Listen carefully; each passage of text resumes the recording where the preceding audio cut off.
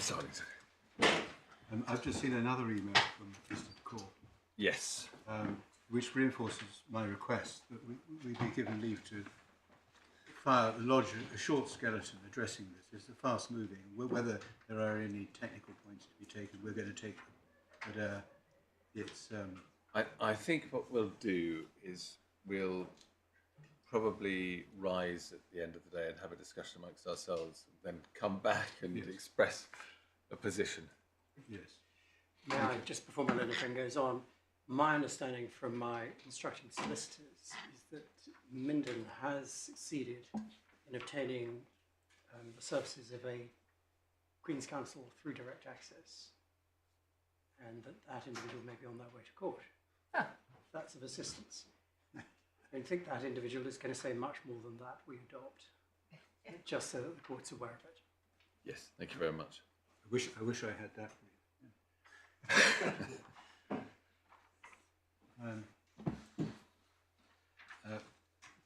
Well, given the time available, Yes. 7 minutes past, to a large extent I'm going to adopt the submissions made in our skeleton argument for the remaining points. But I'm going to deal firstly with the question of prejudice, which my Lord Justice Snowden raised. The judge dealt with the issue of prejudice in several places in his judgment, which can I draw them to your attention? Paragraph 381. This is obviously the question of prejudice arising out of the board being bypassed. If the board was bypassed, then that was a deliberate breach of the terms of the Constitution. Was that prejudice? In our submission, it was, as the judge found, beginning at paragraph 381. He cites from the well-known judgment of Mr. Justice David Richards, as he then was in Carroin. I draw attention to the top of page 164 of the bundle. The are not confined to financial prejudice. So the end of that first paragraph of 630, moreover, prejudice need not be financial in character. A disregard of the rights of a member as such, without any financial consequences, may amount to prejudice falling within the section. He then...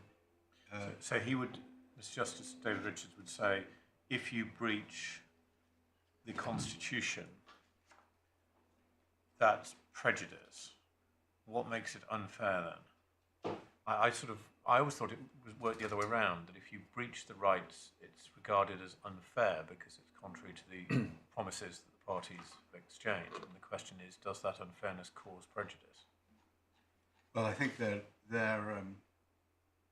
it's unfair because it is a breach of the Constitution. It's a separate issue as to whether there's prejudice. The point in our the issue in our respectful submission is as strong as it could be in this case, because the disregard was deliberate and fundamental, and such as to destroy any relationship of trust and confidence that the minorities may have had in the fitness of the investors to... Sorry, so is your prejudice the destruction of a relationship of trust and confidence? Well, no, it's the disregard of the rights. But I'm saying that if you disregard the rights of the member under the Constitution in this way... sorry, by that do you mean deliberate or what? What do you mean by in this way? Deliberate. Not only were their acts deliberate, and obviously they were. Well, why does it make any difference to prejudice? What's deliberateness got to do with prejudice?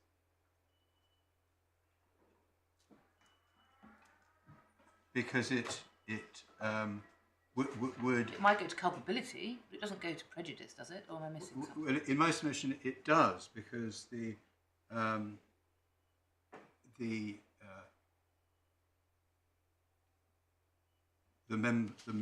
members would be relying upon the management of the company to conduct the business in a proper way, Indeed, that is what clause 5.3a requires.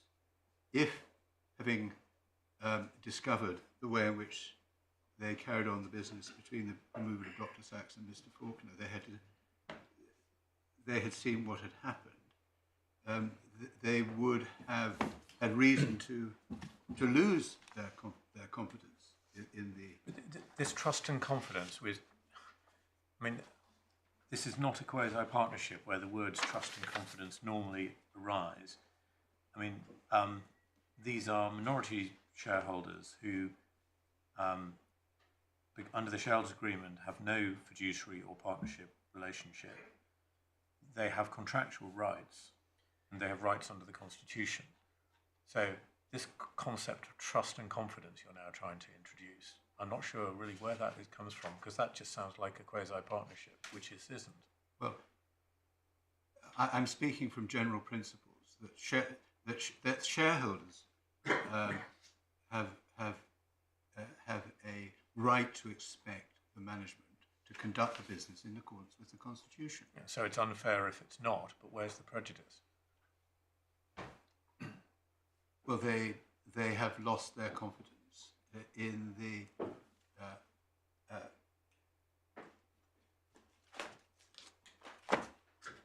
willingness of the management to abide with the terms of the Constitution. The judge has found prejudice here, and it's not the subject matter of an appeal. He finds prejudice at 457.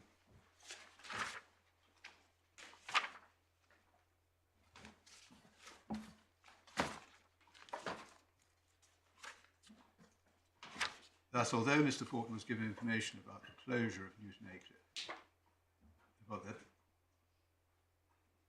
nonetheless, the manner in which these matters were dealt with reveals breaches by the investors of the material terms, all of which will stand. Indeed, even if clause 4.2 doesn't stand. That is because in dealing with them, the constitutional structure in the shareholders agreement in the 2013 articles was effectively ignored by the investors. In my view, because they were so fundamental, those breaches were both unfair and prejudicial. That is, in my respectful submission, an evaluative conclusion, which in any event is not the subject matter of this appeal.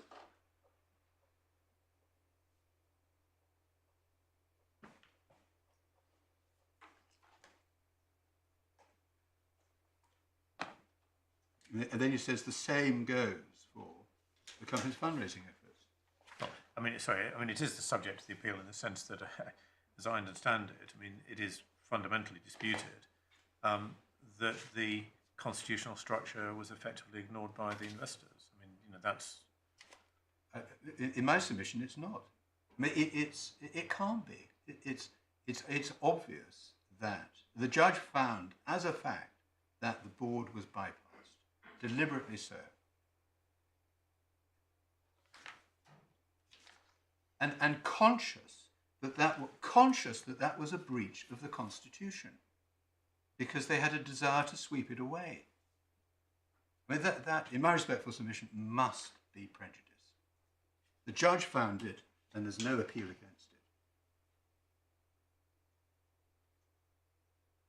it. But I'm not commenting either way on that, but it's not financial prejudice. But it's not financial prejudice, right. No. Thank you.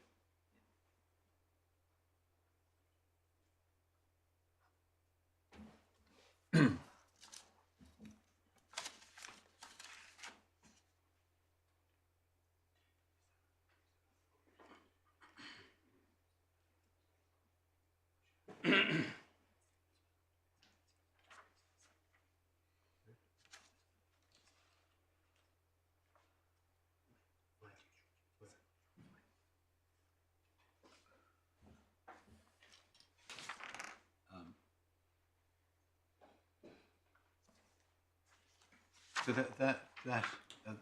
given the time, that's my answer to the question.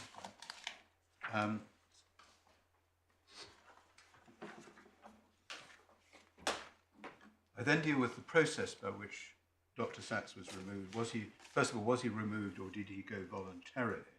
And secondly, was the process fair? The judge dealt with this in paragraph first of all, 53, but more particularly 405 to 512.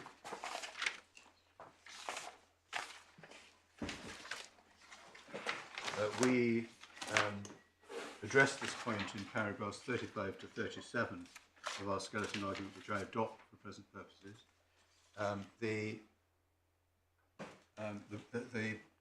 The first point is that this was an evaluative conclusion,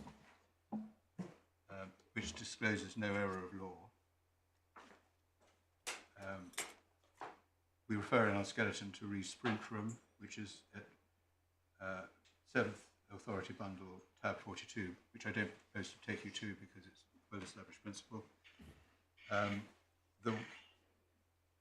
Just to go to the judgment,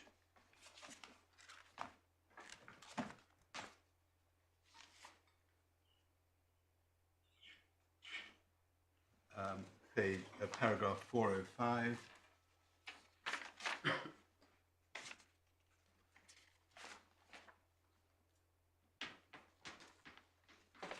He sets out the reasons why he arrives. He's applying a test of fair and open dealing, which, in my respectful submission, in this context, was the correct test.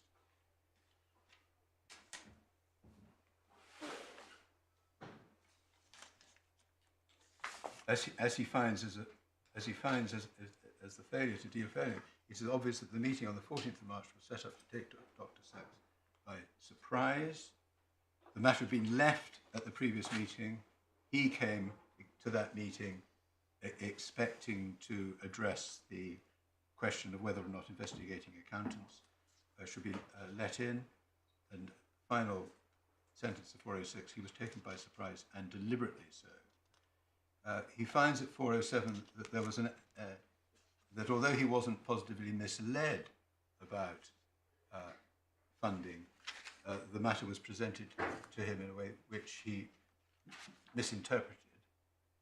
He interpreted it as a threat to withdraw funding immediately.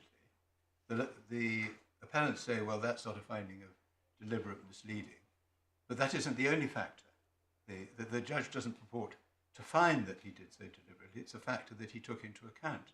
It isn't the only factor. It is one of the factors that he took into account.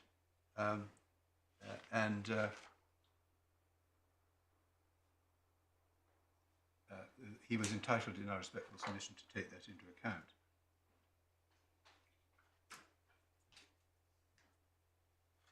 As at 411, I do not go fast to say that Dr. Sachs was deliberately not arrested. I say only that the information given to him was ambiguous. That's as high as it was put. It was a factor that he was entitled to take into account. And in short, it seems to me that the dealing fairly and openly with Dr. Sachs required him to be told clearly of Vollin's decision already made on Saturday the 12th to provide funding to the end of May 2006. That did not happen. That was, in my respectful submission, an evaluative conclusion that he was entitled to come to. And he didn't only rely upon that, he also relied at paragraph 413 on the failure to take into account the interests of the petitioners as well as their own interests. And then he deals with the argument as to whether that was satisfied, that duty to take into account the interests of the petitioners. And he's, as he says elsewhere about the removal of Dr. Sachs, there was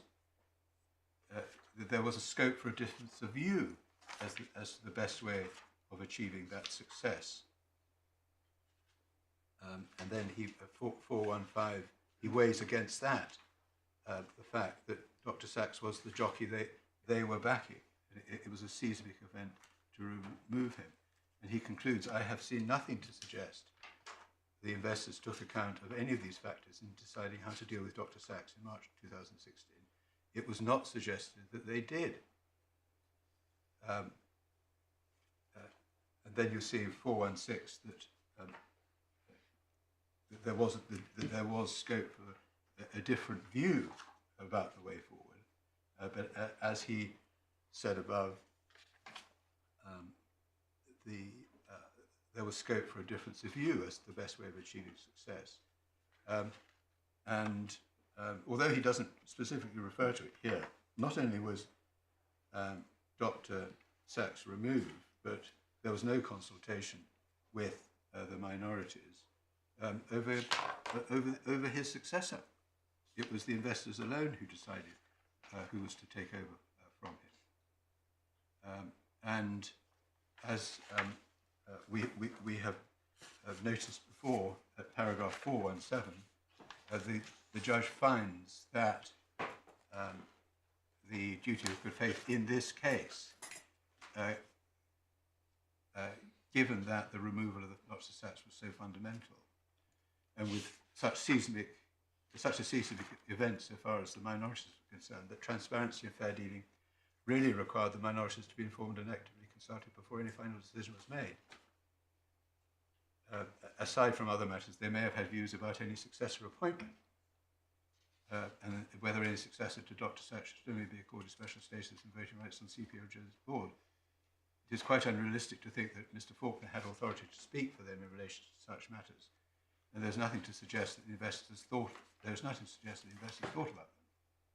On the contrary, the evidence is consistent with having a desire to sweep away the Constitution hitherto from opposing on CPGL their own view of what was required commercially.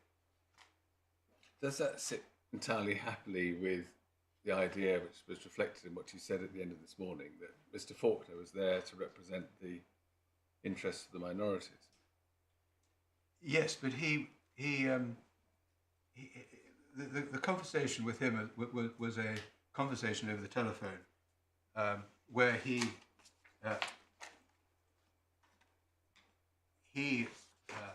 immediate reaction was to say, "I'll follow the money." Mm-hmm.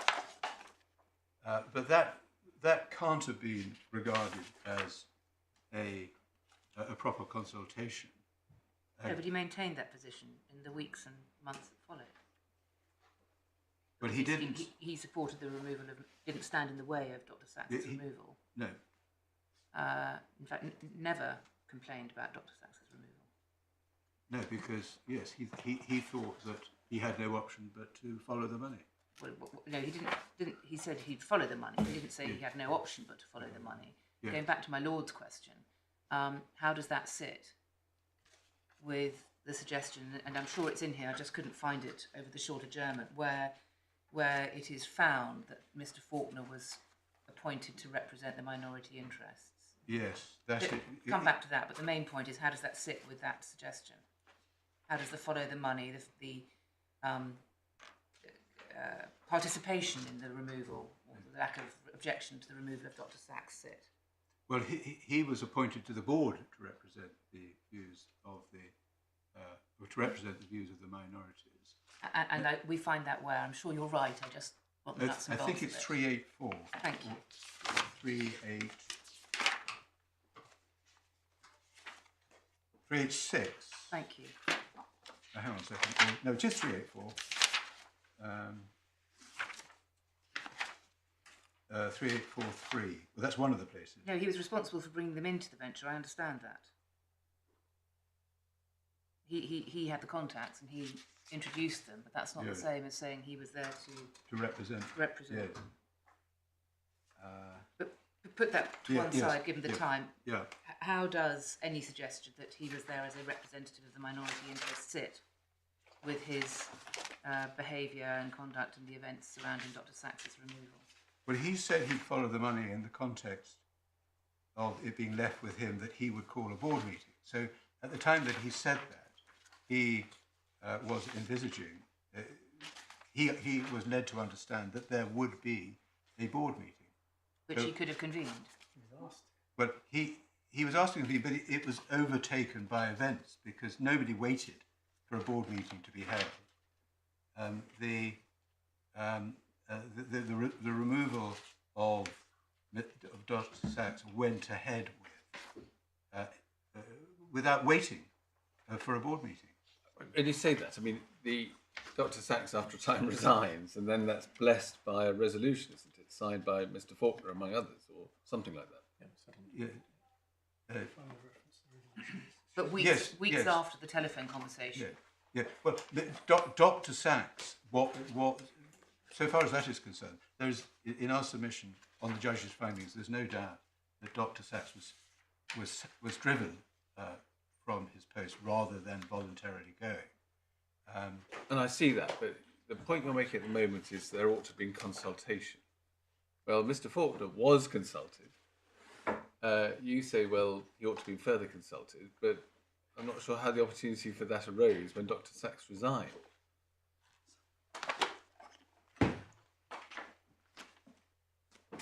Well, precisely. I mean, I suppose that is our point. There was no point in having a board meeting after Dr. Sachs had been persuaded to go. If Dr. Sachs was treated in the way that he did on the afternoon of Monday, the 14th of March, and went away and said, well, if that's the way you feel about me, I've got to go. There's no point having a board meeting because Dr. Sachs is gone. But there has been no... I suppose the long and short of it is, given the seismic consequences of this,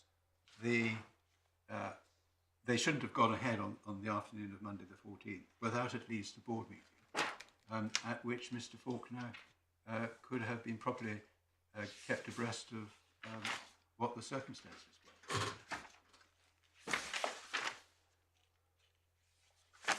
And that was, as we say in our skeleton, something that the investors didn't want to happen. They didn't want to have any delay. So far as they were concerned, they had the right to dismiss Dr. Sachs.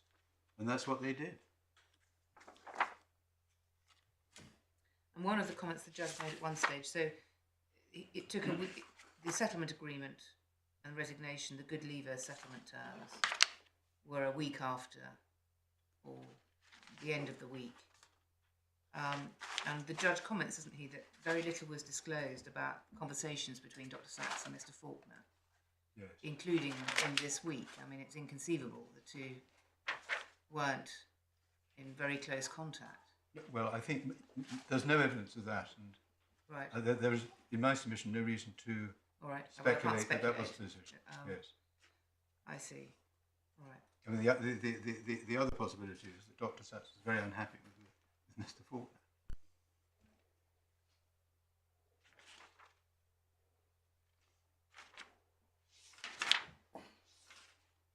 You know, I rely upon my skeleton argument. Yeah. Moving on to the question of whether Dr. Sachs was pushed or resigned, again, I rely upon my skeleton argument or our skeleton argument. It's an evaluative decision, and it's obvious that he was pushed rather than walking voluntarily. And I refer to the references in our skeleton argument as to the judge accepting our submission that the rubber stamping, the signing of the documents at the end of the week was a transaction of monumental insignificance.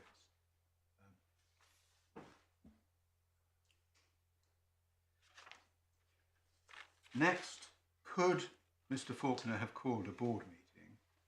The answer to that is, in the light of all the contents of the judgment that I've taken you to show that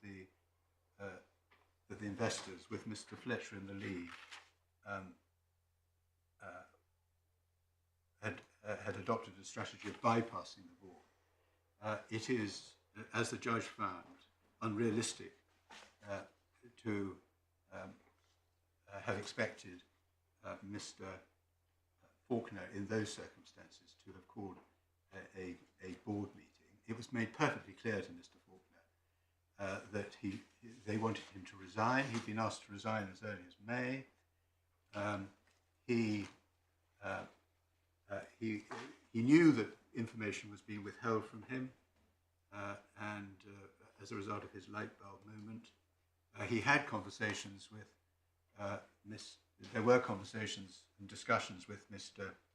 Fletcher in which Gordon Dadson were involved, in the middle of August, but within days the relationship had broken down, and it only took the investors 5 minutes to decide that he ought to be removed and set in train the process of his removal.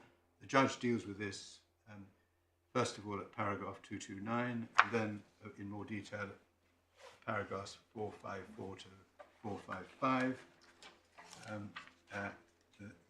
He came to the conclusion that this was a case where Mr. Faulkner was excluded rather than just failing to call a meeting. That's an evaluative decision in our respectful submission, which should not be upset on appeal.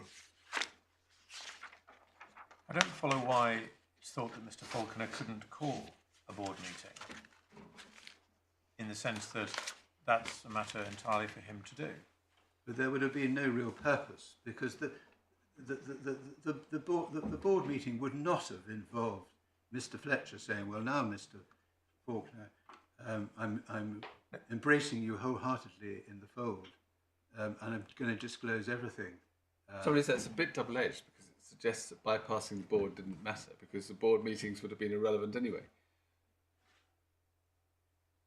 Well, yes, I don't think it is double-edged with respect, Madam. I mean, that is the reality. There weren't board meetings, because if they had occurred, they would have been the investors would not have brought Mr. Faulkner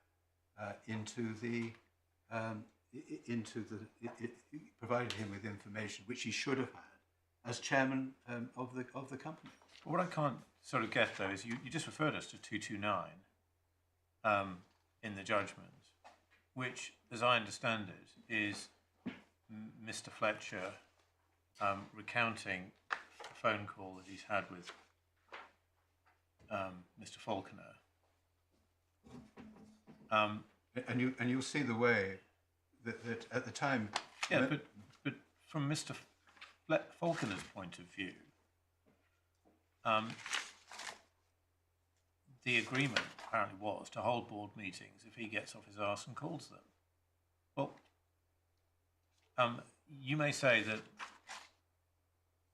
the investor directors might not have attended, or they might have been disinterested, or whatever, but I just still don't quite understand why Mr. Faulkner didn't attempt to operate the constitutional structure which you now complain was breached.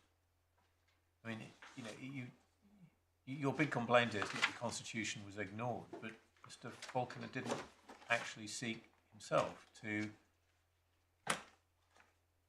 rely on it or give it any effect either. Well, the answer in my submission is the judge in paragraph 45 that he 455. 455.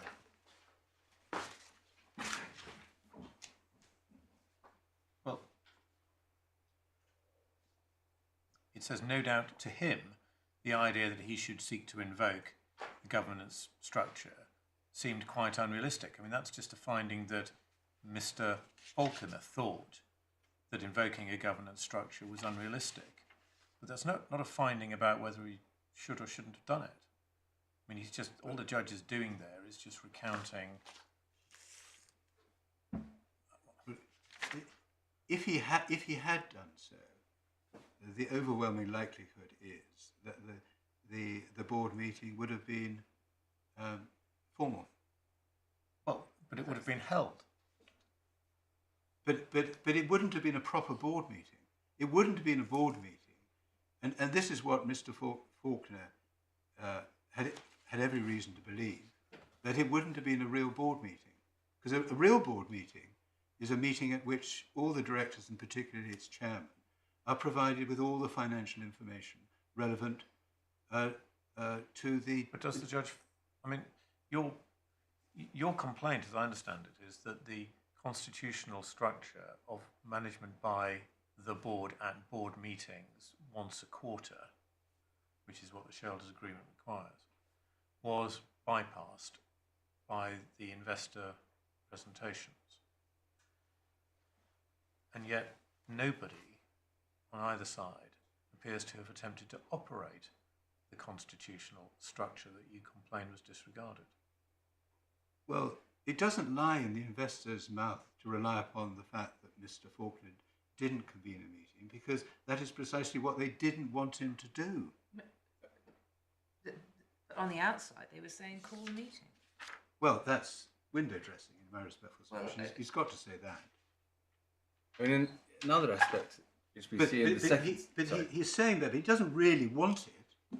He's already said he thinks it's good, something good to eat for breakfast. And even in August, within a week or so, they've already decided to remove him. So even if he was in the process of convening a board meeting, it was very soon overtaken by events. Another aspect you see in the second sentence, paragraph 455, which is the judge saying, well, Mr. Faulkner was powerless to help the unfolding chain of events because the business was dependent on continuing financial support. And, I mean, that being the reality, perhaps it didn't matter that the board was bypassed because actually everything turned on getting the financial support, and therefore the decisions of the investors were bound to be crucial. But actually, is that not actually the correct reading of 455? It's because the business was dependent upon continuing financial support. That was the reason why, in reality, Mr. Faulkner thought it was unrealistic to attempt to convene a board meeting. I'm just... I mean, the judge, that's not what the judge found. That is, he's merely recounting what he understood to be the background to this, and what Mr. Faulkner's state of mind was. But in my submission, none of this really matters, because the investors have decided deliberately and consciously to ignore the Constitution. It doesn't lie in their mouth to say, well, Mr. Faulkner could have convened board meetings, which is exactly what their strategy is designed to defeat. It doesn't lie in their mouth to do it. To say that, oh well, you can't complain about what we did. So what is this a sort of thought? Yes, wrong then? I think that my difficulty with this line of argument, sorry to interrupt, is that I think we've got to concentrate, haven't we, on what crosses the line between the parties in taking a view of unfair prejudice. So let's say you're right, it was window dressing, but there's no suggestion they wouldn't have attended a board meeting, or the board meeting wouldn't have happened properly constituted. Or am I wrong? Am I wrong in terms of the approach in principle? In my respectful submission, you are, because, and I go back to the major point, which is that they have decided from the 12th and the 13th of March to bin the Constitution. And does ignore Mr. Faulkner know that?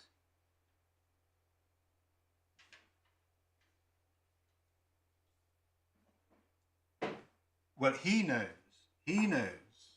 that he is being kept out of information. But it doesn't matter what he knows. He must have, I can't remember precisely what the findings are, but the fact of the matter is that is what the investors decided to do. So it's a thought crime. It's unfairly prejudicial thoughts. Well, it's a bit, my lord, it's much more than that. Well, but okay, if nobody asks them to go to a board meeting, if the person who has the power to convene board meetings doesn't convene a board meeting, what's in a sense wrong in them making sure the company doesn't fail by, as the investors, making decisions on behalf of it? But that wasn't why they adopted the strategy, because... Well, hence my question, is it a thought crime? I mean, my lady's putting to you that it's, you don't find unfair prejudice just because somebody has decided, if we're asked, we're going to ignore it, or we're going to do stuff on ourselves. if the other investors aren't actually saying, look, you're supposed to be doing this in a board meeting? Well, we do canvass that. We do raise that point in May. We're asked to resign. But it goes back to the fact, and the origin of this is the meetings on the 12th and the 13th of March, that the investors adopted a strategy of management by themselves, not by the board. That is, in my respectful submission, unfairly prejudicial. And it doesn't lie in their mouths to say, oh, well, he could have called board meetings for two reasons. First of all, the board meetings would not have resulted in proper information being given to him, because that was given their contempt for him and the fact that they wanted to run the company themselves and were withholding information from him as in any event. So first of all, you said there are two reasons. I'm conscious that we're over time. Yes.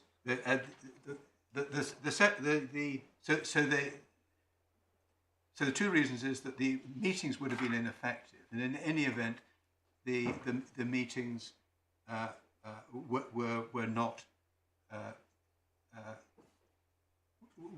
The holding of such meetings would have challenged their strategy of bypassing the board. Mr. Faulkner would have been saying, I want the business of the meetings to be conducted, the business of the company to be conducted in a manner which you have determinedly set your face against. I don't think I think we've got the point. Yeah. Was Mr. Faulkner removed for good commercial reasons, if that is the test? The judge deals with this at paragraph 251 and from 506 to 510. Again, in my submission, whilst he didn't consciously decide, he didn't consciously apply the test of good commercial reasons. But if this court finds that that was the test he should have applied, then applying that test to the events that he recounts in his judgment, particularly at 506 to 510, in our respectful submission, the judge was right to hold that there was no good reason for the removal of Mr. Faulkner. The fact of the matter is, his removal was something that the investors had been wanting for many months. The final fallout between the two was really not the consequence of anything Mr. Faulkner had done wrong, but it was ultimately a consequence of their strategy to usurp the board, to treat Mr. Faulkner with contempt, and to want Mr. Faulkner not to be involved in the management. There is it only took them 5 minutes, apparently, to decide, just because he sent out a circular, which it is true purported to come from the board that didn't. But that was a mere excuse to remove him, given the background.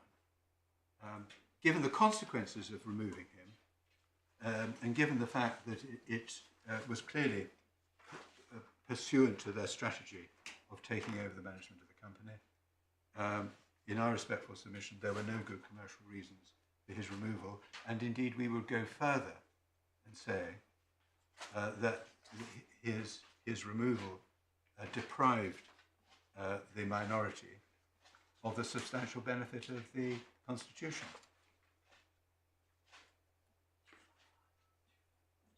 And therefore was in breach of fidelity to the bargain.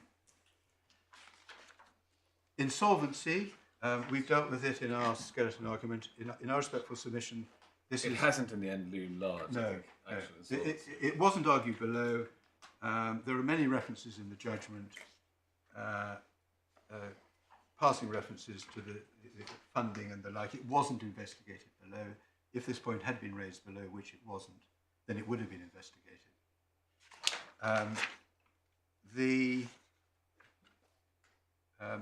The findings of unfair prejudice and the extent to which they're affected by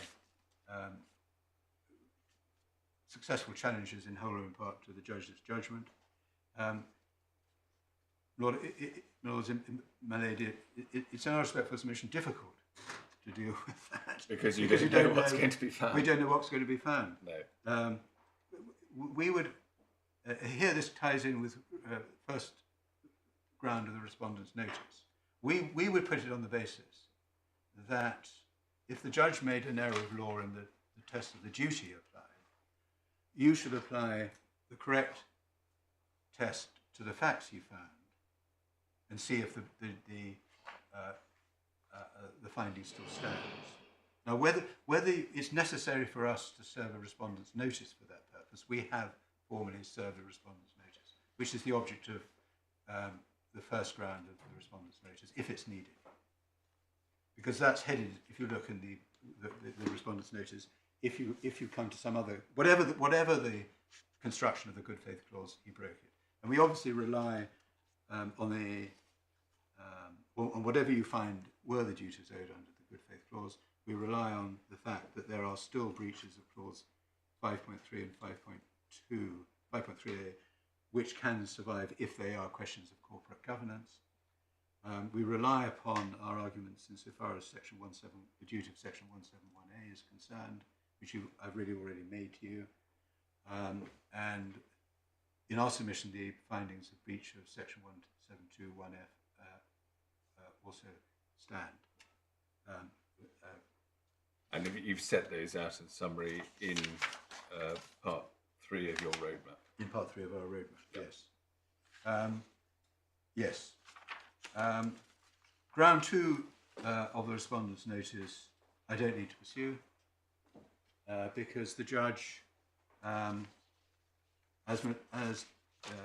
judge in his reasons for rejecting permission to appeal, which you will find at core tab 10, page 206, paragraph 3, and core, so those are the oral reasons, the written reasons, core tab 9, 203 to 204. Those are on the authority of Greenwich Millennium, paragraph 7, which your lordships will find, and my lady will find at supplemental bundle 2 of the authorities, tab 70, page 2824, are findings of fact that you can take into account. And significantly, those findings of fact those comments about the intentional nature of the investor's conduct was made in the context of an application by the investors for permission to appeal on the basis that the duty of good faith meant only and merely dishonesty.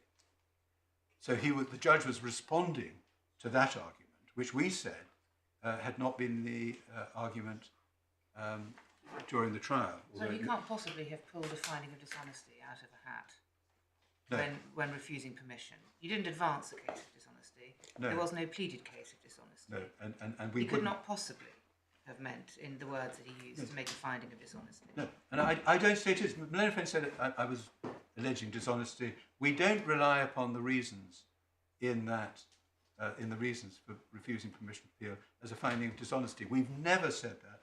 We don't say that in our skeleton argument. We merely use the findings really as a summary of his findings in his. The word we use in our skeleton argument is reprehensible. So if the test is something reprehensible, then if you look at the reasons given for permission to appeal, they help in deciding whether the conduct of the investors was reprehensible. But actually, I don't need respondent's notice ground 2 because they were findings that the judge made in his giving reasons for permission, in refusing reasons for permission to appeal. And in any event, he was only summarising what he'd already said in his judgment. Well, if he was summarising if he was purporting to summarise what he said in his judgment we should just look at his judgment, not his purported summary of it. And if you say that there's something independent that you can place reliance upon on 204, I don't understand at the moment what the appellants are supposed to do about that. I mean, are they supposed to challenge his decision, refusing permission to appeal, on appeal? I don't understand how this has a... It's one thing, I think, as we heard earlier, that if a judge, before an order is perfected, is asked to address an additional point and does so in a separate document or adds to his judgment, that might be one thing. This isn't purporting to do that. This is just purporting, well, at best, to summarise the reasons which he's already given at length in a decision not to grant permission to appeal. Why do you... How can you place separate reliance independently of what he said in his judgment upon these words? Well, it's he's putting a gloss on his judgment, which in our respectful submission he's entitled to do.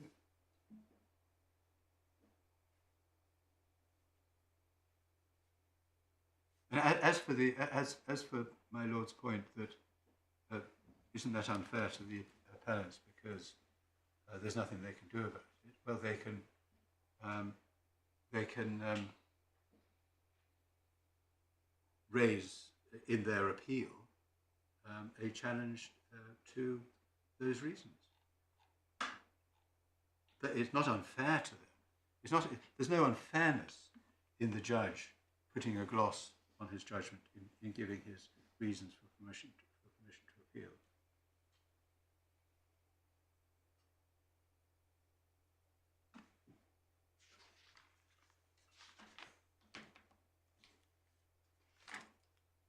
In final conclusion, the question arises as to whether you will give judgment and then hear argument about relief. If the point arises, whether you will hear, which is what the judge did below. Unless I'm told otherwise, I think our position is that we should give judgment on everything. Well, on what you've been arguing about so far. Yes. And then everybody could have a chance to take stock. Yes. And if necessary, there'd be a further argument as to what the consequences should be. In particular, what consequences as to relief. Yes, absolutely. Yes. That's right. Yes. Sorry, yes. The point, unless I'm missing it, that we're discussing here is if the appeal at either extremity is either dismissed or allowed, the answer is obvious. But if it's something in the middle, i.e. there may be some findings that are overturned, the question of whether a buyout order, which is the actual order the judge made, should be a matter to be debated in light of the judgment. Which I think is what you were suggesting. Which is what I will suggest. Yes, that's good. Lord Justice Snowden has expressed it much more clearly than I was doing, but I think what we're doing is agreeing with you. Yes.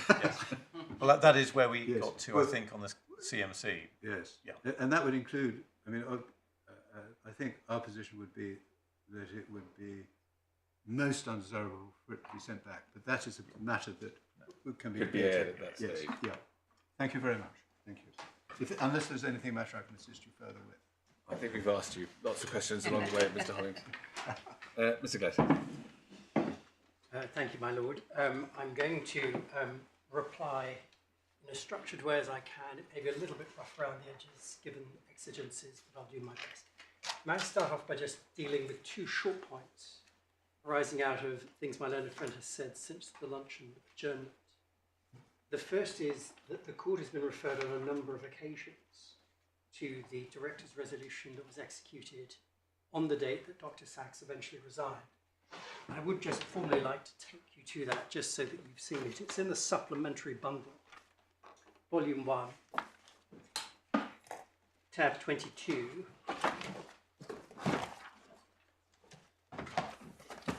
And in fact, there's a tab 22A starting at bundle page 122.1. And if you have that, you can see by the first hole punch, it says it's noted Dr. Sachs is stepping down from his role of CEO on the terms recorded in the settlement agreement. 2, a copy of the draft settlement agreement is attached. Over the page 8, it is resolved, D, to accept the resignation of Dr. Sachs as CEO. And this was done by way of written resolution. And if you turn on the pages, when you get to 122.6, you have the page signed by Mr. Faulkner. And then if you turn on to page 122.8, you have Dr. Sachs' signature. And for good measure, if you turn over to the next following tab, tab B, you have the letter from Field Fisher, who I mentioned gave him independent legal advice, confirming that they had given him legal advice in relation to his rights. Now, a learned friend below characterised this as a document of monumental insignificance. I made the point to the judge, and I make it again now, that in the context of a claim where it is said that a duty of good faith was breached by Dr. Sachs's exclusion, not only did neither he nor Mr. Faulkner say that at the time, say that clause 4.2 had this effect, but they both actually signed the director's resolution affirming Dr. Sachs's departure. We said for that reason alone, to the extent there is any element on any view, any mental element in relation to the duty of good faith, it's simply impossible to see how one gets to that finding.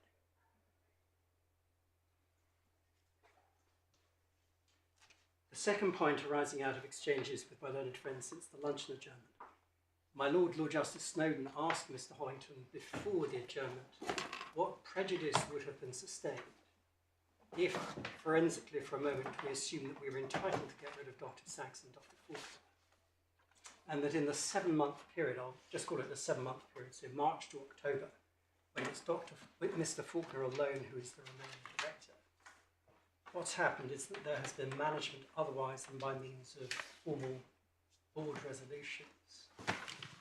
And it may be useful to remind the court that the petitioners in their originally pleaded case made a number of allegations of effectively mismanagement or the unauthorised change in the way in which the business of the company had been conducted. They made an allegation about the disposal of the facility in Maycliffe, that failed on the facts. And they also made an allegation that the nature of this hasn't loomed large, in fact it hasn't even been mentioned in the course of argument. They made an allegation that the nature of the business had been improperly changed in breach of the shareholders agreement to switch to emphasis on augmented reality and virtual reality products.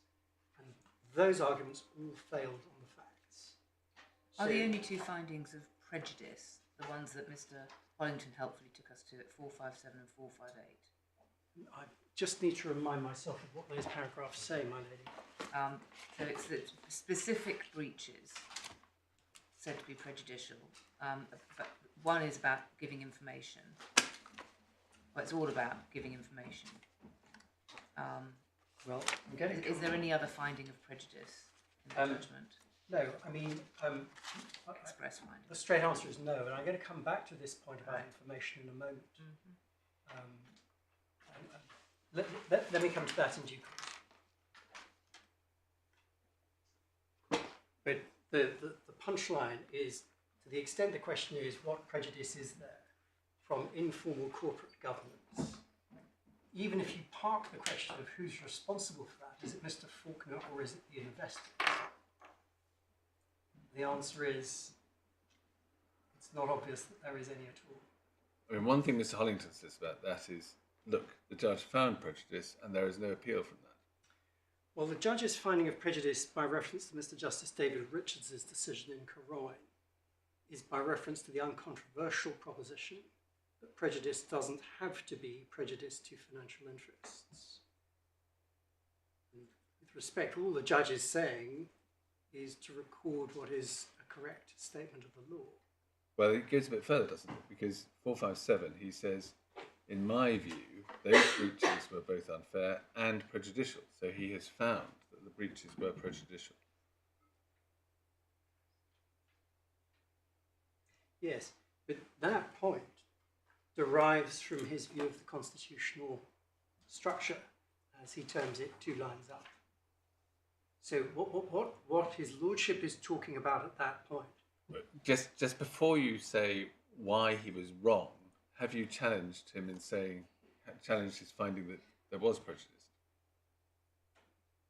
I'd have to go back to the grounds of appeal. I hope we have, because I hope we have said that we done that? Yes. So Mr. Lilly's helpfully pointing out to be in bundle 1, tab 1, page 20, first line. Round 5. The judge was wrong in law to hold that the petitioners were unfairly prejudiced. So we've not only said the judge was wrong to identify breaches of legal duty, but we have also said the judge was wrong in identifying unfairly prejudicial conduct. I'll just read on a moment, sorry. Sure. I can't claim to have spent much time reading the grounds of appeal. Sorry, which paragraph was it? Forgive me. So this is on bundle page 20, tab 1, page 20, and it's paragraph 5.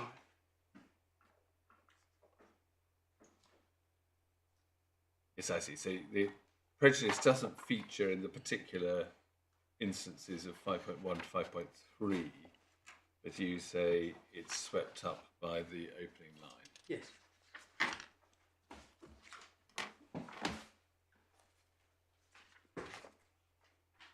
So, my lord, those were the two preliminary points I just wanted to deal with.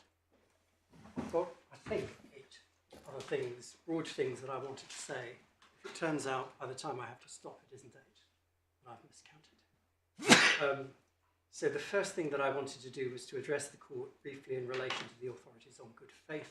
My learned friend took the court. I don't have the time, and nor would it be a helpful exercise to take you back to the detail of any of those authorities. So I will content myself with making 3 points. The first is that a number of commentaries suggest that there may be a slight divergence between the approach in this jurisdiction and in Australia in relation to the content of the duty of good faith. One thing you can absolutely say is that there is a divergence between us and Canada, having looked at the authorities in this bundle. Yes, certainly. And we haven't, in a case that's already overburdened with authority, I haven't taken the court to any of that. The second thing to say is my learned friend said during the course of his submissions that if you look at the Court of Appeal's decision in Carr, the other 2 members of the panel are not in agreement with Lady Justice Arden's reasoning in relation to the duty of good faith. I went through the decision with some care, specifically anticipating that submission, and our submission is incorrect. And I add to that, thirdly, that what she says in that case about what I've described as the autonomous duty of good faith is consistent with Medforth and Blake, Unipolaris, Compass Group, Barnsley, Mr. Justice Newey's decision at first instance, and Skykick to the extent it's relevant given its rather specialist context. Mr. Hollington opened his explanation of the authorities in relation to good faith by identifying 3 elements. And my note, I hope I don't mischaracterize this, is that the first point was that good faith was not merely a standard of honesty, but connoted an objective standard of behaviour. Secondly, the second point was that it connoted fidelity to the bargain, and that was not tied, as I submitted to the court, to ordinary principles of construction. And then as a third point, but related to the first 2, he said that it introduced a duty to have regard to the interests of the counterparty. And we disagree with each of those points. Now, I unhesitatingly accept when you look at the cases in relation to good faith, and Lord Leggett's decision in Yam saying is the most obvious case by reference to which one can make this point, that all of them stress the point that the concept of dishonesty, whatever you like to call it, let's just use that as shorthand for the moment, is heavily conditioned by the context. And in making that point, Mr. Justice Leggett was saying nothing different to what in fact Lord Hoffman says in a very different context in O'Neill and Phillips when he's discussing the concept of unfairness. And he says what is unfair depends upon the rules of the game that you're playing.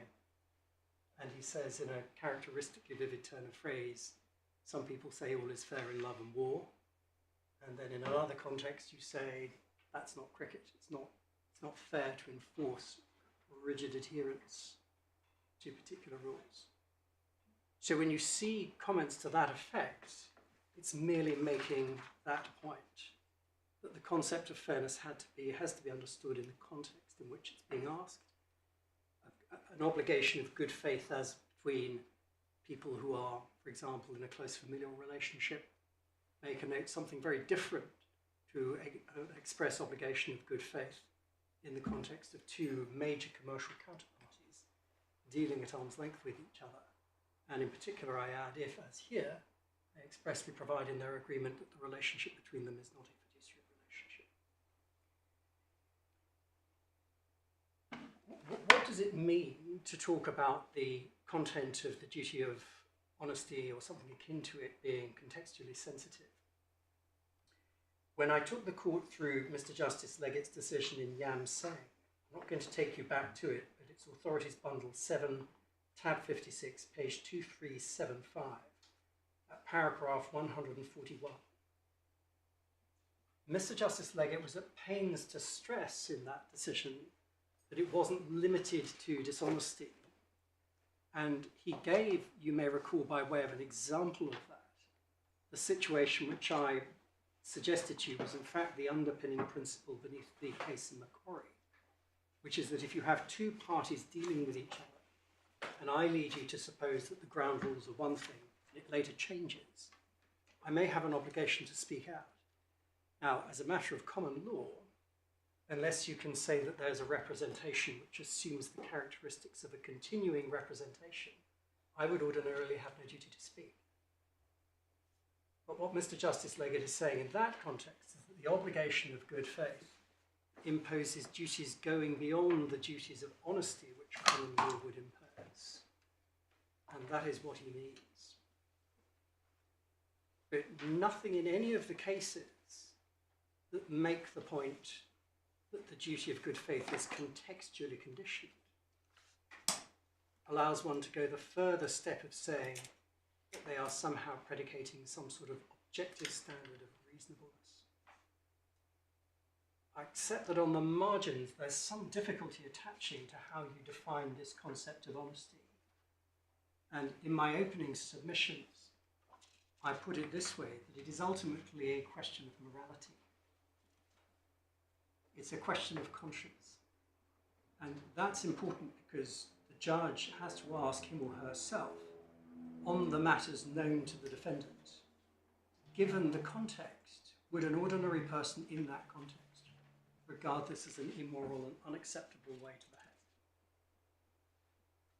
Just whilst I'm mentioning that, at the other end of the spectrum from Mr. Justice Leggett in Yam Seng, unfortunately, your lordships don't have, that the court does not have Ivy and Genting in the bundle.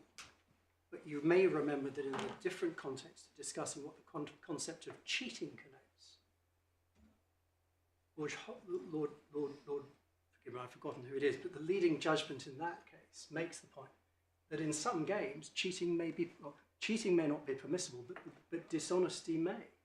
For example, in poker, it may be part of the game to mislead your opponents by bluffing, to give the impression that you're an idiot, so that they think you have a stronger hand than you do. But that's all that this point about the contextual sensitivity of the concept of good faith means. What it does not mean is that the judge has to intuit some general, as I put it earlier, noumenal sense of what fair play, reasonableness, and good conduct connotes in this context, and to say, well, that's been breached, irrespective of considerations of whether, if I put myself into the shoes of the ordinary bystander looking at this, knowing what the defendant knew, I would have realised this was dishonest. My lord, the second of Mr. Hollington's 2 points really, in my respectful submission, goes to the absolute essence of what this appeal is I suggested to the court in opening submissions that you have legal rights, and there are many, many cases. Quasi-partnership law is the obvious paradigm where equity may superimpose a gloss, such that although on the strict terms of Table A articles I can kick somebody out, having regard to the relationship I can't exercise that power. But there is no way of reading an agreement such that the duty of good faith effectively rules it impossible to exercise rights which the agreements expressly say can be exercised. And the court will recall that during the course of my submissions I identified 4 features of the contractual matrix in this case which plainly embed the possibility of the removal of Dr. Sachs and Mr. Faulkner. Article 15.1, the no partnership clause, Dr. Sax's service contract, and the provisionals in the shareholders agreement in relation to the B shareholder. The court has had no answer to any of that from Mr. Hollington. Now, you're taking these in sequence and separately. A number of the authorities say that these 3 principles actually to some extent overlap. And one of the ways in which it is said that the first good faith, the first concept of something which is not simply being honest, or at least not being dishonest, overlaps with the second point about fidelity to the bargain or the agreed common purpose, is that it may be said to be not strictly contrary to the contract to do something, because the contract doesn't actually prohibit it. And it may not be thought to be dishonest to do it, because the contract doesn't actually prohibit it. But it's nonetheless thought to be commercially unconscionable to do something because it's against the spirit of the agreement. It's relying on the black letter in circumstances where people would say, that's really not what this is all about. You shouldn't really be doing that commercially. Although the contract doesn't actually prohibit it, and although you're not dishonest, it's just not what this. It's not in accordance with the spirit of the agreement, and that's. It's not cricket, quoting you. Well, I was trying to avoid sort of using that because I think you're right. It has to be rather more tied to the penumbral spirit of the agreement, and I think that's where a lot of the debate actually may centre, and certainly did with Mr. Hollington. And do you say that that is an appropriate way of looking at the duty of good faith? It's designed just to catch those things which are not actually dishonest and not actually a breach, but commercial people would say that's just not the way you behave. And I'm not expressing it very well because No, I'm struggling with language as well because it's very imprecise. But I'm trying to drive at a sort of penumbral or something that sits between your neatly severing 1 from 2 from 3. So I entirely understand the point my lord is making to me. I'll make 2 observations and then answer, if I may. The first observation, this point about the duty of good faith precluding recourse to the cynical recourse to the black letter of the agreement. I think is what the Australian. In fact, it's Lord Goldsmith's submission to Lady Arden and Carr. Yes, although I think in fact may have been it derived. derives from one of the Australian Right. articles Right. or authorities, I think. Right. So if I don't want to sound too. If the court is with me in the submission that Lady Justice Arden's decision in Carroy is the majority decision, then I take my stand on that by way of answer to the question. That you are entitled to take your stand on your legal rights. And I'll give your lordship a reference if I may. I can't, I'm afraid, be very specific in the bundles, but if you look at Miss Lord Beatson's discussion forgive me, Lord Burroughs' discussion in Pakistan and Times Travel, makes the point that there is no general concept of abuse of rights in English law.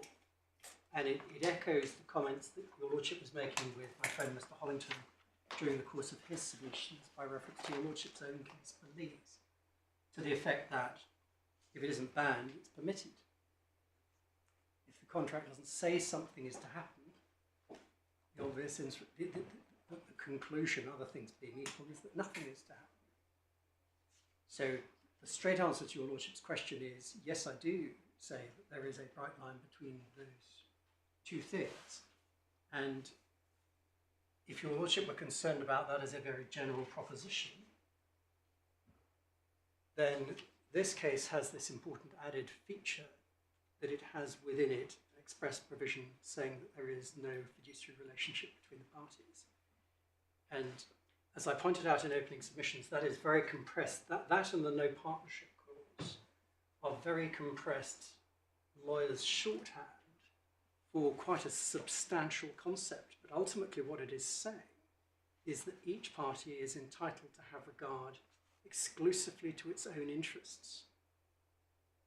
And that becomes highly relevant when we go on to the third of Mr. Hollington's third point, which is this concept of legitimate interests, legitimate expectations, which, as Your Lordship pointed out to Mr. Hollington, Lord Hoffman eschews in O'Neill.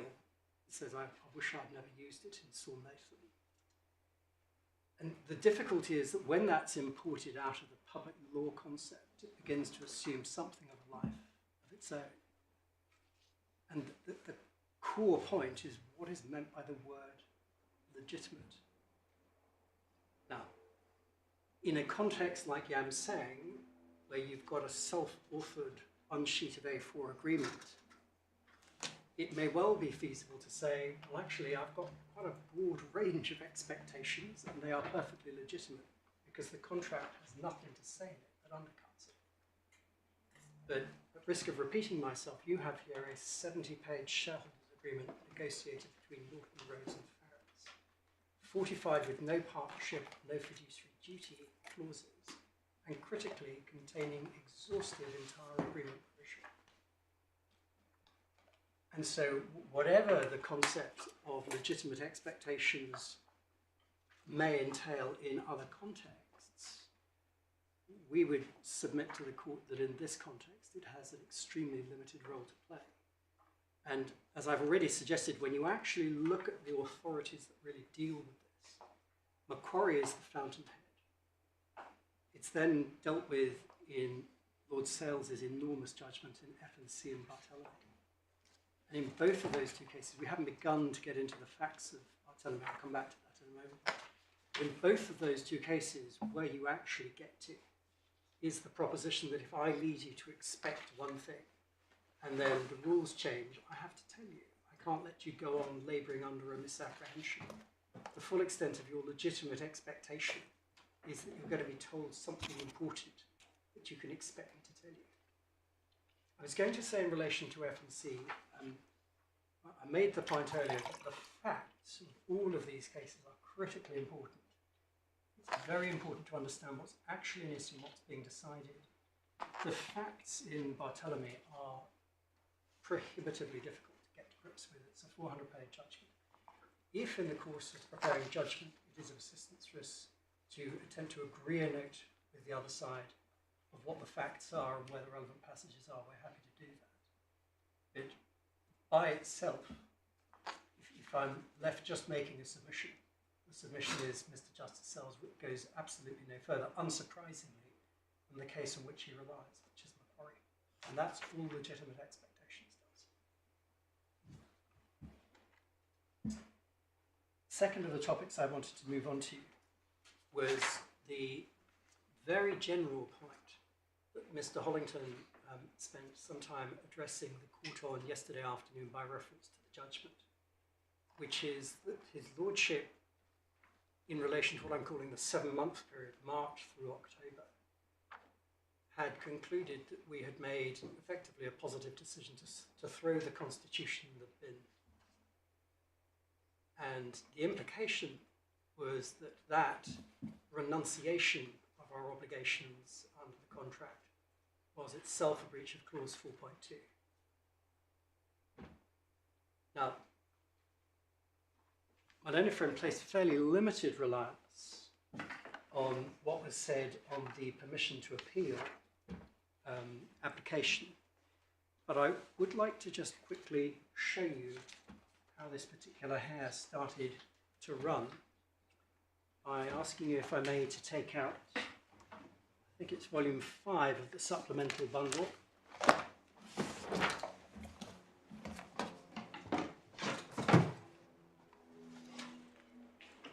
Tab 103.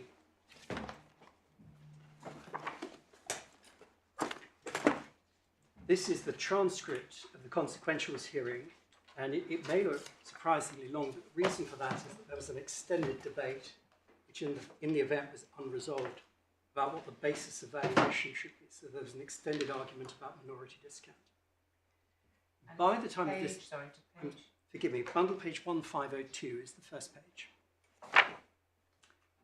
By the time of this hearing on the 27th of July, as I indicated earlier, we'd already served our draft skeleton argument in support of the permission to appeal. We'd already made the point that the duty of good faith connoted dishonesty or something like it.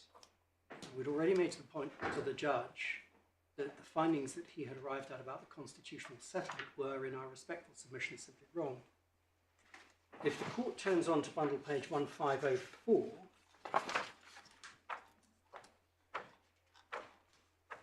you can see on the top right quadrant of the page, line 17, submissions by Mr. Hollington, and then 2 lines below, so the minority discount issue is, so that's what he's addressing.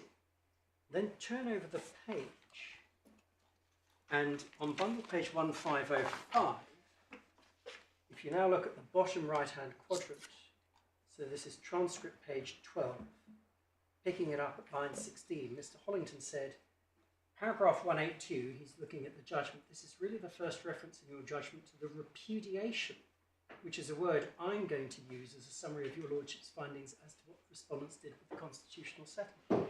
They repudiated it. And then for the argument in relation to permission to appeal, you have to go on to page 1579. And on that page, bottom left quadrant, transcript page 94, you can see I open the application for permission at line 22. I go on turning over the page at 1580. Mr. Hollington starts to reply at transcript page 99.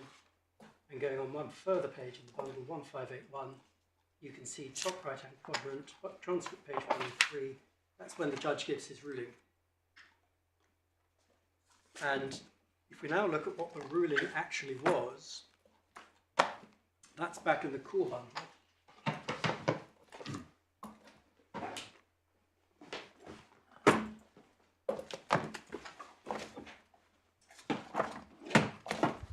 And it's tab 10.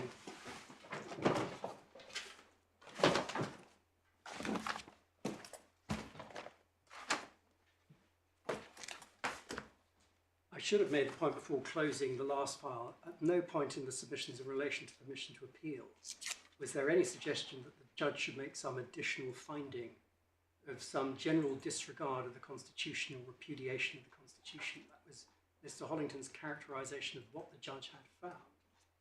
And then you can see at bundle page 206, paragraph 3, Mr. Hollington having proffered that ball, at this point the judge runs with it, if I may put it that way. Paragraph 3, Mr. Hollington has described that as a repudiation. It seems to me that's a fair characterisation. Sorry, which paragraph 3? Paragraph 3, opening sentence. And then at the end of that paragraph, you can see he says, last sentence, that being so, it seems to me that whatever interpretation one adopts of the phrase good faith in clause 4.2, the SHA was breached. And the reason he says that is because he's accepted the submission that good faith connotes fidelity to the bargain in some generalised sense. And if that's right, if you renounce a contract, that's plainly inconsistent with the bargain. But that's a totally different question from whether you've done something that is immoral or in bad faith.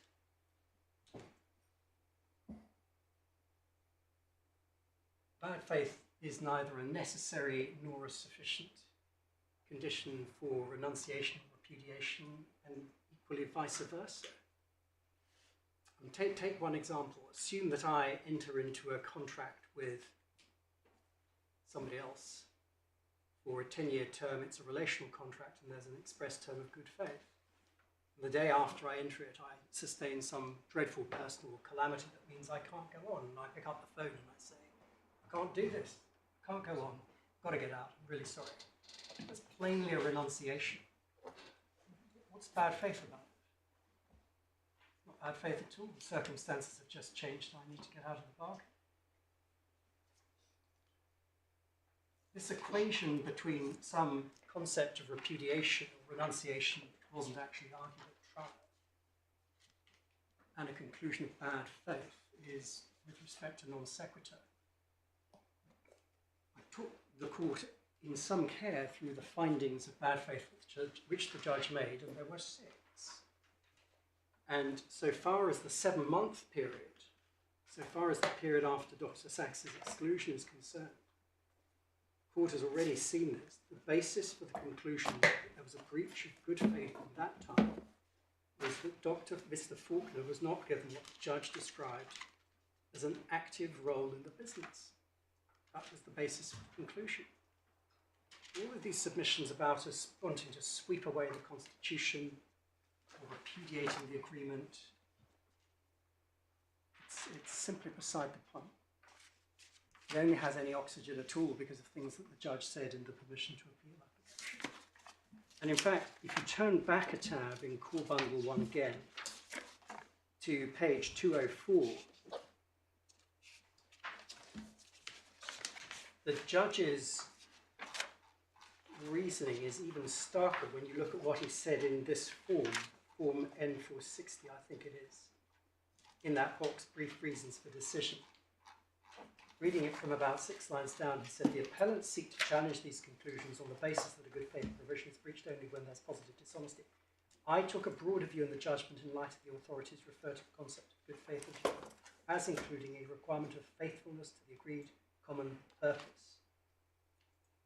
I concluded, therefore, that the good faith provision was obviously breached. Last 3 lines, there was an emphatic repudiation of the Constitution. Well, that all depends on the assumption that the duty of good faith connotes fidelity to the bargain in some general sense, such that any renunciation is always going to be an act in bad faith. And with respect, we suggest that is wrong. One brief point I will make in relation to this document. I took you to the decision of, well, I didn't, in fact, but I mentioned the decision of Lord Justice Jackson in Greenwich. And I made the point that that is a different case, because there was, at first instance, a challenge to insufficiency of reasons. Mr. Justice Coulson was invited to give more reasons than he did. And in those circumstances, it was plainly appropriate to have regard to that supplemental judgment. This case is completely different. You've seen what the judge said extempore.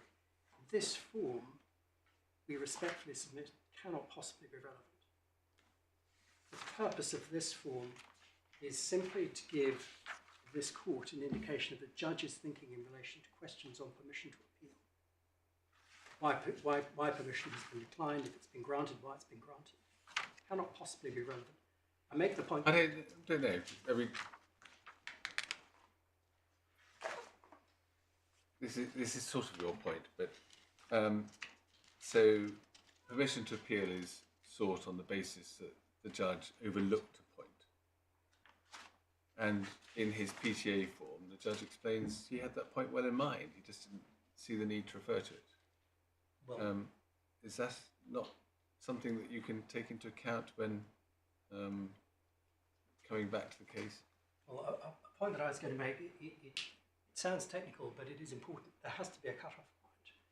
And the cases tell us that the cut-off point is when the order is perfected.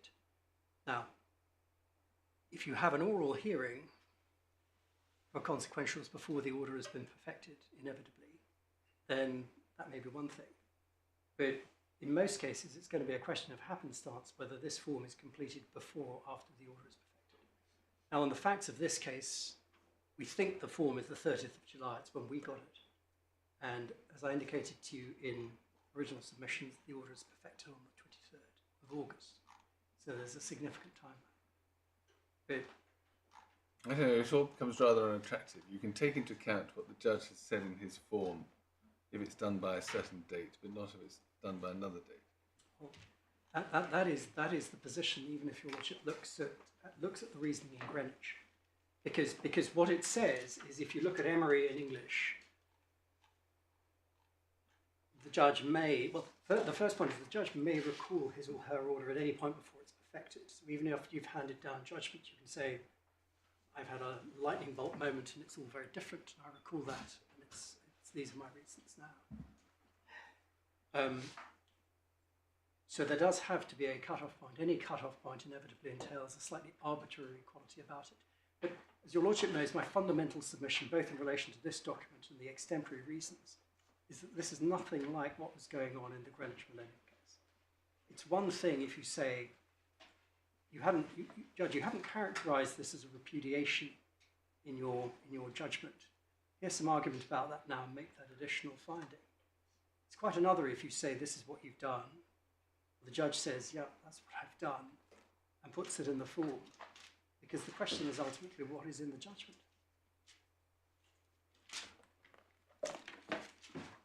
The third topic I wanted to deal with was the suggestion that Mr. Hollington made a couple of times that Mr. Faulkner was excluded for no good reason for sticking up for the rights of the minorities. The court has seen the judge's judgment. I'm not going to go back to it. The basis upon which the judge concluded that the minorities had been unfairly prejudiced by Mr. Faulkner's objection was that we couldn't do it. So, are you? Was that we could not do it. Yes. It was a hard line. It was a hard-edged question. So he said in relation to Dr. Sachs, whether you had 504. Yes. In relation to Dr. Sachs, as you recall, he said, I know you think you had good reasons, but you couldn't do it. And in relation to Mr. Faulkner, he says the analysis is the same. Yeah. So if my learned friend's argument is going to be, well, actually, his conclusion of unfair prejudice in respect to Mr. Faulkner's exclusion can be sustained because we had no good reason for doing it, that would have required a respondent's notice. The court doesn't have a respondent's notice from the petitioners arguing that point. But in any event, the suggestion that we had no good reason for expelling Mr. Faulkner is, I respectfully suggest, a travesty of the judgment. What the judge actually found was that despite the fact Mr. Faulkner concurred in the expulsion of Dr. Sachs in March 2016, I'll give your lordships the reference in a moment, the references in a moment. By no later than May 2016, Mr. Faulkner was in cahoots with Dr. Sachs, either trying to acquire Newton Acre for some separate vehicle of their own, or to position the minorities to bring this claim. And the references, I'll read them out for you all for the transcript. Judgment paragraph 194, 196, 202, in which the judge expressly refers to Mr. Faulkner having, quote, an agenda of his own, unquote, by early July. Paragraph 216, 218, 229, 260 through 265, and 273 to 274.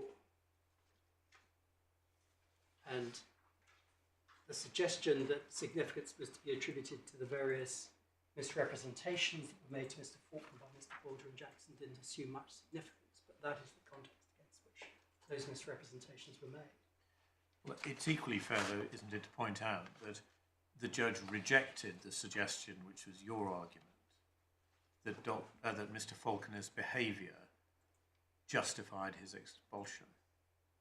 Because at paragraph 505 and following, you ran the argument that even if otherwise unfair, his exclusion was rendered fair as a result of his own conduct, which the investors maintained justified his expulsion. And you relied on his, what you said was erratic and potentially damaging behaviour, and the judge said, held that's not right. In other words, he said that his behaviour was not such that justified his exclusion.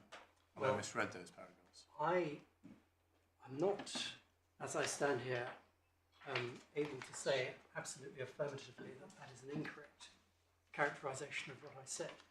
But to go back, the petitioner's case at trial was that there had been no good reason for Mr. Faulkner's exclusion. And we relied not only on the points that I've just referred the court to now, but we referred to the fact that when Mr. Faulkner sent out his unilateral resolution to the members, falsely purporting to be sent on behalf of the CPGL board, that is what finally, despite a course of conduct that by that point had lasted for 2 months without an attempt to expel him, that is what finally precipitated the decision to do that. And that was paragraph 255.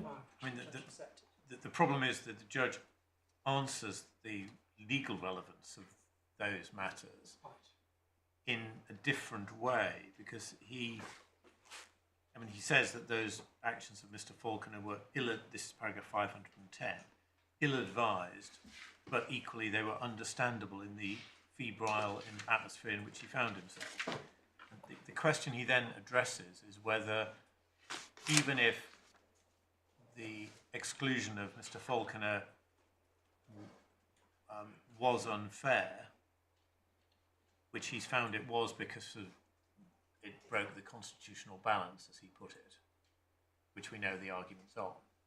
He says, nevertheless, that wasn't justified because of his behaviour. So he's addressing his behaviour in a different way. My Lord, I think, has the answer there. What this passage is discussing is the legal relevance. Yes. It's not discussing the factual question of was he expelled for no good reason at all. And so that's right, but the question, is he expelled for no good reason, is actually a legal question, isn't it? Because you're asking, was there a, quote, good reason? No, I think there are two separate questions. What the judge is discussing here is whether we can rely on Mr. Faulkner's conduct to say that even if it would otherwise have been unfair, it's not unfair. Right. That's the question he's addressing. And it's important to remind, my Lord, if you look at 189, that all of that discussion is conducted, paragraph 589, through the prism of the conclusion that he's already got to. I think you gave me the wrong paragraph. Oh, I misheard maybe. Can you give 509? 509, so yeah. Of course, 509 on page 189. His entire appraisal of that question, the legal significance attaching to Mr. Faulkner's conduct, is viewed through the prism of the conclusion he's already formed about the wrongfulness of Dr. Sachs's expulsion. But if the question is simply a factual question, why did we do that? Right. The answer to that question, my Lord, finds back at paragraph 255.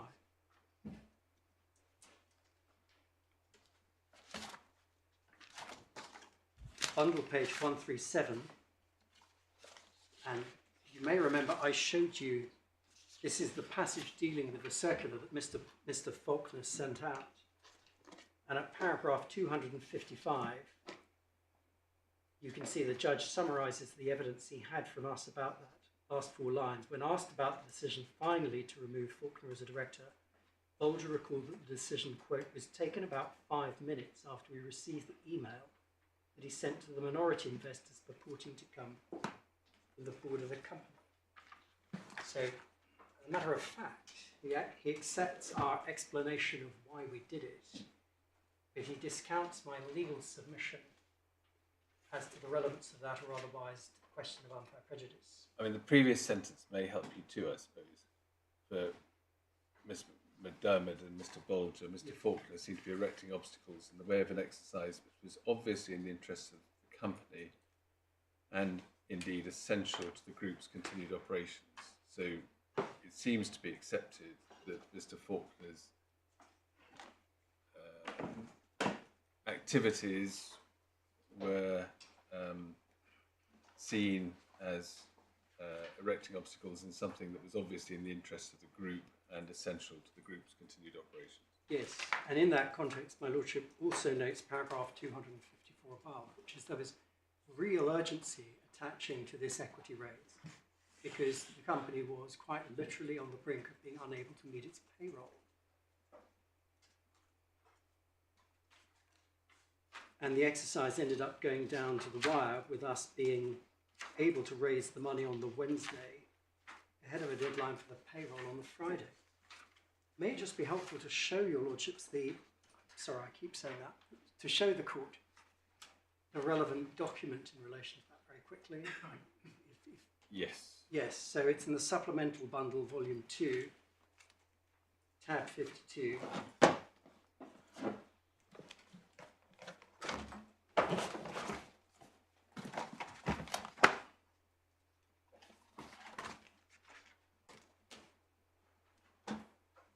So, bundle page 376, you can see how it's headed, Compound Photonics Group Limited, with the standard form warning in bold at the top, directors, Faulkner, Chairman, Berkey, de Courtney, Fletcher, and signed over the page 376.1, Mark Faulkner, Chairman, for and on behalf of Compound Photonics Group Limited. That's simply untrue.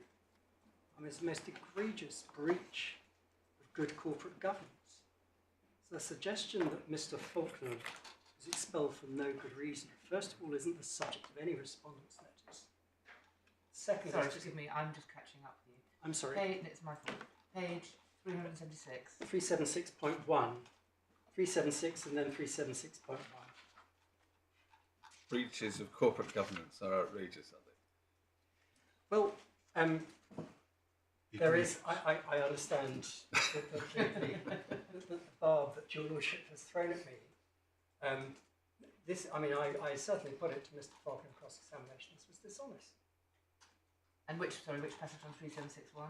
It's the signature block, my lady. It's Mark Faulkner, Chairman for and on behalf of Compound Photonics Group Limited.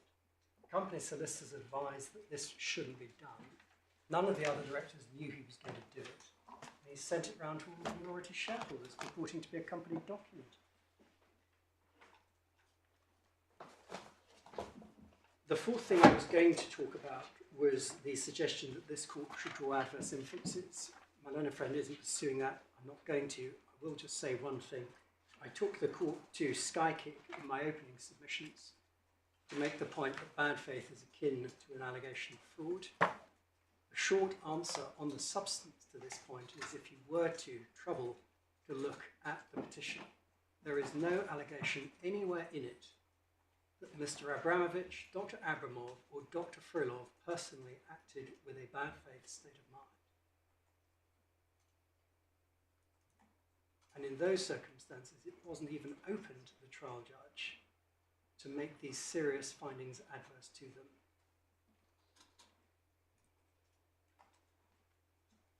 Fifth point, so far as the removal of Dr. Sachs and Mr. Faulkner was concerned, you're aware that the judge came to the conclusion that there was in effect a hard-edged prohibition, that they couldn't be ousted save perhaps for misconduct. And as I understood my learned friend yesterday afternoon, during the course of his submissions, he said that the wrong that we had done, or a part of the wrong that we had done, was to fail to give the minorities the opportunity to appoint successors to Dr. Sachs or Mr. Faulkner if they were removed. As far as I can recall, that yesterday was the first time that that suggestion had been made. And it is certainly not a suggestion that has any basis in the judgment. But there is a passage which touches on it, and if you look at bundle page 191,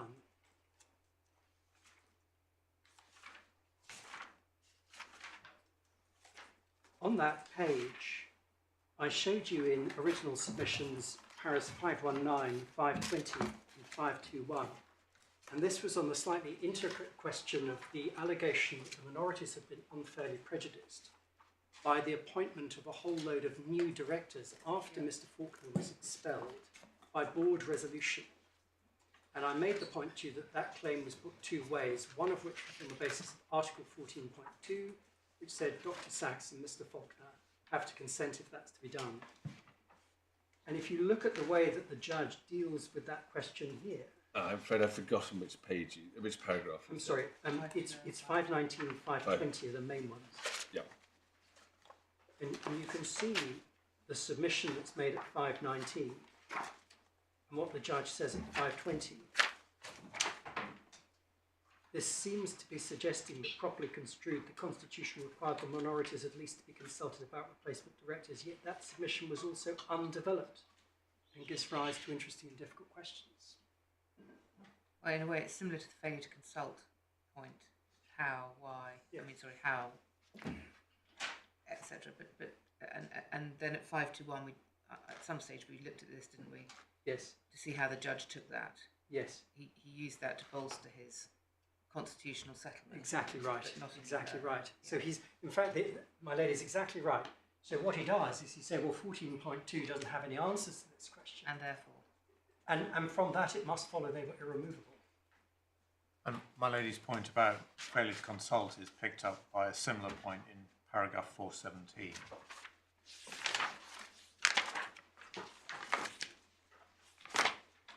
In the middle of 417, and when he's talking about failure to consult, he says, aside from any other matters, they may have had views about any successor appointment and about whether any successor should similarly be accorded special status.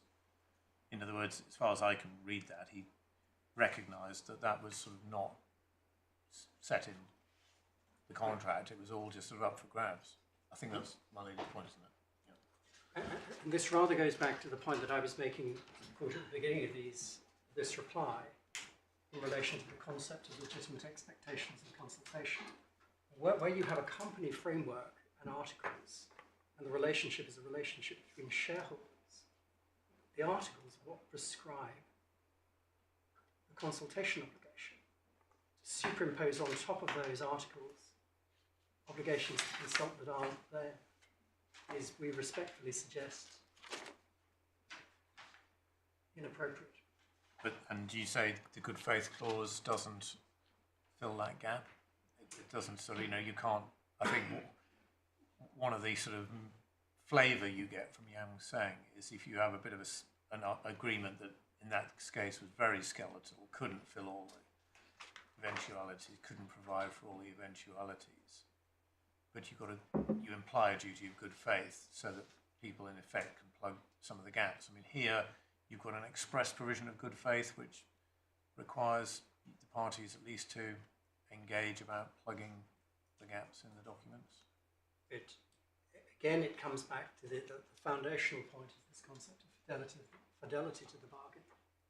Fidelity to the bargain may have quite far-reaching ramifications in a case like Yang say, where two gentlemen without legal training self-author a document a page long. Where you have a document where they both retain city solicitors and have, on the facts, an extended process of negotiation until the agreement is concluded. The concept of fidelity to the bargain may have a rather more limited role to play. But if you go to, for example, the article on quorum or in voting the veto, that suggests that the shareholders' agreement says you have to have Dr. Sachs. I think it's both of them actually, isn't it? Dr. Sachs and Mr. Faulkner in the majority It's one or both. I can't remember. And so, and what happens if they die? Are you saying whole shareholder agreement is just off? Well, that's it, finish, end, or something is. Well, I made submissions to you on that point just as a matter of construction. When you look at those particular provisions in Part 7, both of those, even that Part 7 of the agreement itself, plainly contemplates the possibility of one of both of them going. It refers to them as the directors for the time being. You'll recall there's that clause 7.8 does. And then there's the clause lumping them together with Mr. Bolger and Mr. Fletcher. But perhaps a rather better answer to your Lordship's question is this. If you approach it on the basis that those are protections that are there for the benefit of the minority shareholders, then you may be driven to the conclusion that there's an oddity, there's a gap in the contractual framework. But in a sense, that assumes what it sets out to prove. Because the question may be, is it just there to protect Dr. Sachs and Mr. Faulkner? And if the answer is it's there to protect Dr. Sachs for as long as he wants to be in the business, he has to be part of the quorum, then there's no difficulty. I showed you Dr. Sachs's employment contract, and I made the point, Your Lordship, in the context of this point that's repeatedly made, that Dr. Sachs was the jockey that everybody was backing, that under the terms of Dr. Sachs's service agreement, he would walk. So you say that the agreement was intended to mean that the minorities had their interests represented by or a jockey in the saddle for so long as he was alive, but once he'd gone, they were out, just thrown back onto the normal provisions of the Companies Act and the Constitution. I'm trying to make a slightly different point, which is that the way your Lordship is framing the question assumes what it sets out to prove. It assumes that those protections for Dr. Sachs and Mr. Faulkner are given for the benefit of the class of minority shareholders.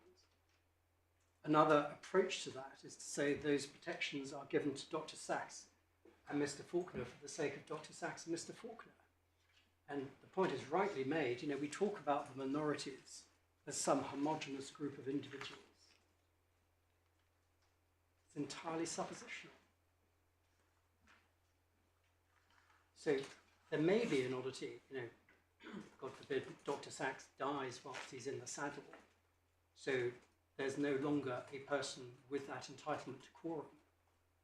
But it's only disadvantageous to the minorities if you take as your starting position that Dr. Sachs has that right in some way to protect the minorities. So you read that provision of the shareholders' agreement as if Dr. Sachs is either no longer on the board or because he's died or has been removed legitimately, that provision as to quorum just effectively blue pencils him out. Yes. And it doesn't by implication do anything else. I'm conscious as to time, so I won't do this Okay, if you think I need to wrap up. But I was just going to remind you of the 2 points that I made. I made a number of broad points in relation to the contractual matrix generally, but specifically in relation to Part 7. If you go back to tab 20 in Core Bundle 2,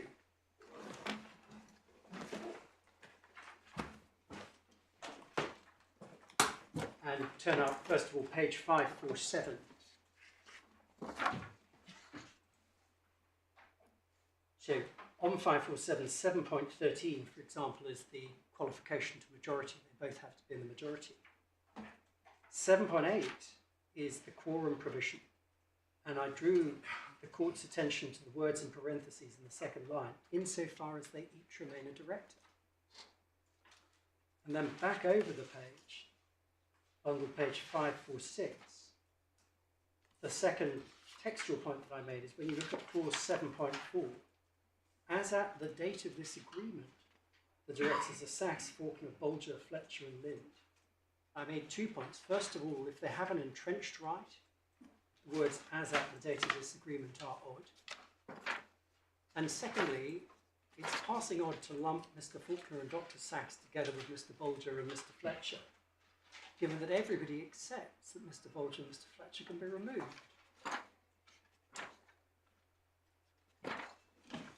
Anyway. The sixth point is a very short one. My Lord Justice Newey expressed some interest in the question of the source of Mr. Bolger's powers as interim chief executive, given that there wasn't a formal board resolution appointing him. I should just remind my Lord, you'll see it in any event when you reread the judgment, that Mr. Bolger was of course appointed CFO in November 2015 when Dr. Sachs was in the saddle. Everybody accepts that was a perfectly regular appointment. All that happened in April was effectively he got a new job title. He was called interim CEO. And my Lord may remember that we canvassed discussion about the last time buy notice that was given to Sachs. And that was actually given by Mr. Jackson, who was the Vice President of Manufacturing at CPUK. Won't take you to it, but just for a note, bundle reference, supplementary bundle, file 1, tab 31, page 187.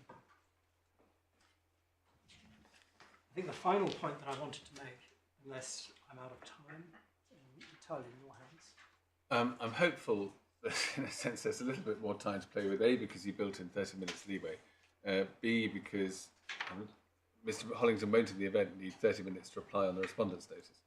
I'm not the least bit encouraging you to go on for any length of time. And I think we have other counsel in court. But so Mr. Clayton, if there's something else you wish to say briefly, then This is going to be 5 minutes. yes. So the final point that I wanted to make to you was this. At one point during the course of his submissions yesterday, my learned friend suggested that the judge upheld the complaint that information was kept from Mr. Faulkner. You may remember I wrote and objected to that. I'll take this very quickly. It is simply incorrect. I took you through the relevant passage of the judgment, and if you recall, in relation to the 7-month period, the petitioner's original complaint was about a list of 6 things which they claimed had been withheld from Mr. Faulkner.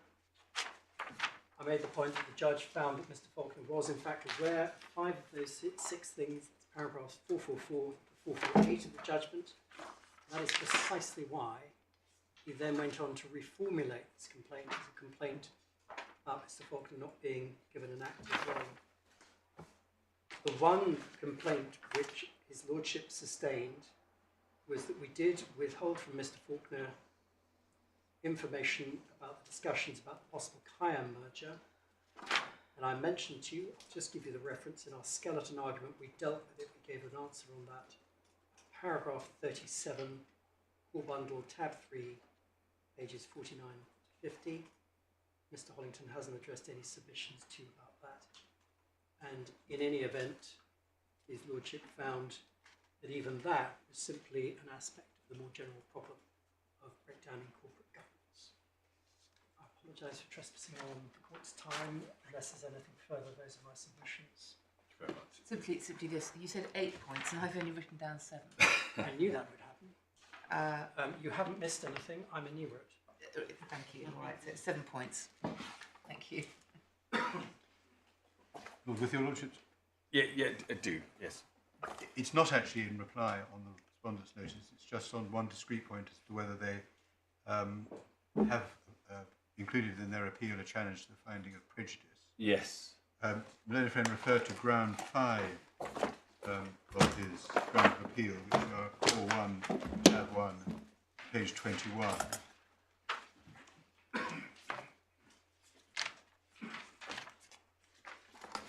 Yes. That, in my respectful submission, raises the issue which is described as, although the words in particular could be said to be ambiguous, but in my respectful submission, given that it is a requirement of the rules, and I read from Practice Direction 52C, paragraph 5.1, the grounds of appeal must identify as concisely as possible the respects in which the judgment of the court below is wrong. Now, to say that ground of appeal identifies the respect in which the judge was wrong on prejudice is, in my respectful submission, impossible. But in case you're against us on that, we would ask you to take into account our submissions on prejudice below, which are in bundle supplemental 4, tab, page 1268.54. Sorry. 1268. Point 54, 52 to 54. Sorry, Mr. Hollington, sorry, you're speaking down. I just didn't catch. Could you give me the bundle as well? It's bundle S4, which is supplemental 4, tab 93, and page 1268.52 from paragraphs 165 to 172, and in particular the reference to re-Edwardian group in the second half of paragraph 168. There it is addressing a breach of fiduciary duty by the directors, but in our respectful submission, exactly the same point arises. It is if, as in this case, the directors and the investors do as the judge found bypass the board. It was corrosive of good administration and trust between shareholders and directors, and that wasn't a quasi-partnership. Thank you very much. And there's no reference to any challenge to prejudice, finding of prejudice in the skeleton argument. But as I said, there's quite a lot of Malone friends submitted that wasn't in the skeleton argument. Thank you. Mr. Skeleton, I think you're entitled to the last word on that aspect, if there is anything else you want to say. No. In which case, the other counsel.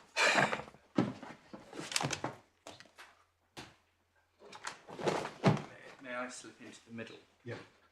Is it easier if I Yeah, go the come- other way? Would you forgive me if I walk round? Oh, certainly, yes. Thank you.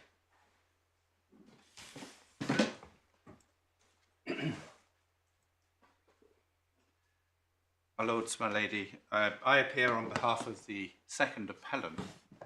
I have a letter of authority from Thackeray to Mr. de Court. Now, just before you say any more, I'm sure I ought to know your name, and I'm afraid I don't. Oh, forgive me, I'm Mark Rainsford, Rainsford. Yes. I'm a silk from 33 Chancery Lane. Yes. I have the letter of underlying authority from Thackeray Investments Limited, dated today, recognising authority for Mr. de Court to instruct me. There's an email of today's date which I understand has been placed before the court. I have an email which has come in confirming that although I'm not in a position to provide any meaningful advice, Mr. de Court has the authority of the company to request that the appeal should proceed. And this is rather like when I was a pupil in the doc brief, where I'm hoping that there aren't too many interrogatories. But if there are, I will endeavour to help. So to be absolutely clear, you appear for Minden. Yes, my lord. And what I'm anticipating your position to be is that you adopt Mr. Gledhill's submissions as made on behalf of the other appellants. Part of the email that I asked for confirms that we are following in the coattails of the first and third appellants and adopting their submissions.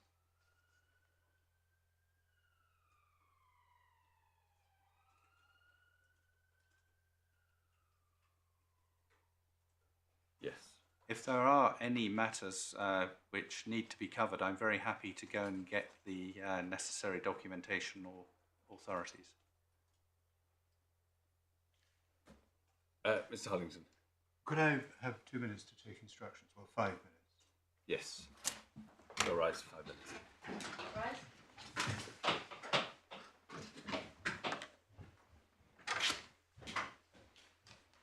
Best piece of advocacy of the hearing. Probably the briefest. One thing I learned when I was young, That room shut happy. up unless you know what you're talking about. Nice to meet you. Nice to meet you too. Andreas, Don. Very nice to meet you. Hi, sorry, Donald. And I've met Sarah. Thank you. I'm just going to come out. Yeah, I'll get out of your way. No, don't worry, stay. Leave your Hopefully stuff I've there. done I'm my just gonna bit. come past you and just have a quick chat. Okay. Sorry, just to... Yes. I can... I'm really sorry. I'm with you anyway. I just yeah, if you don't mind, I'll come back. That's really kind. Thank you so much.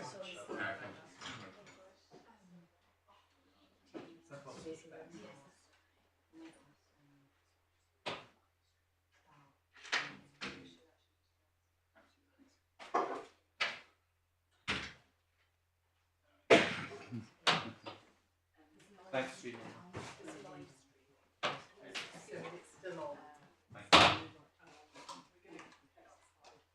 Okay, I'll leave you in peace. Thanks.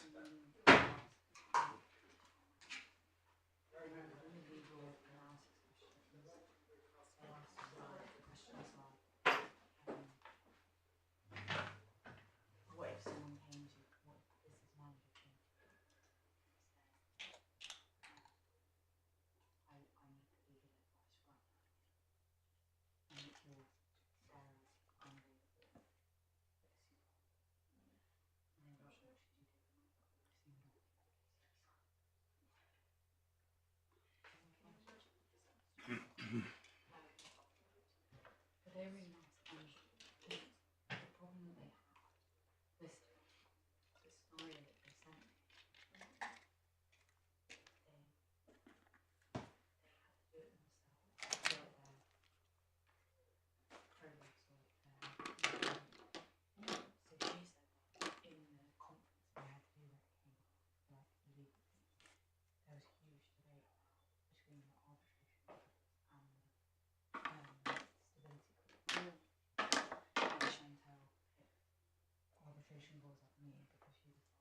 Stability Board forces appointment.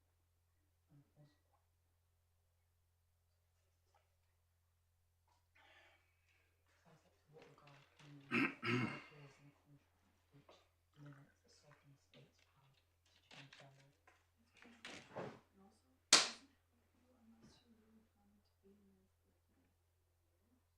Also, they just want their money. They need to enforce their money. They project it to affect billions.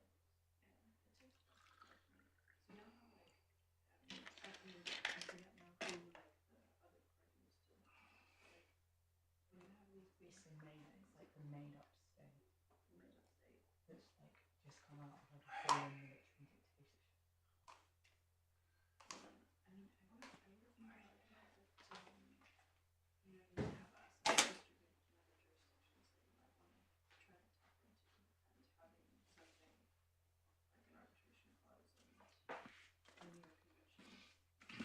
I say my answer. I say my answer wouldn't be the same if they hadn't subscribed to the New York Convention. Because if they hadn't subscribed to the New York Convention, then you'd want a stability clause. Yeah, because if there's no New York Convention, there's no independent dispute enforcement. Yeah. And then we've done one more. Yeah, they were nice. And they also said don't just give me the example. So every competency question you have to give a different example. I wouldn't ask you the same example twice. So they like don't just give me legal examples.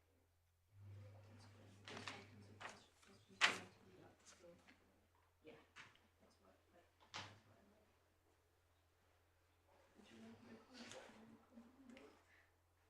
Yeah. Only briefly seen them. Yeah, I thought,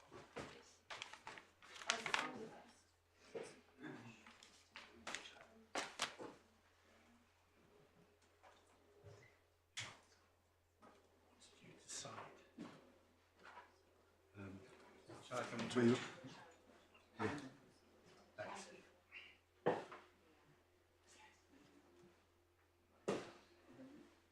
We're just reserving. We're not applying. Okay, that's all I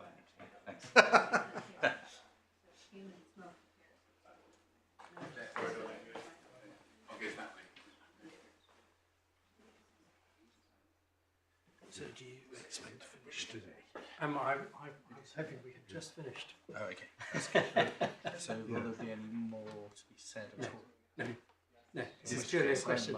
This is purely a question of whether Sir Robin said he would apply to have Linden's appeal dismissed Mark.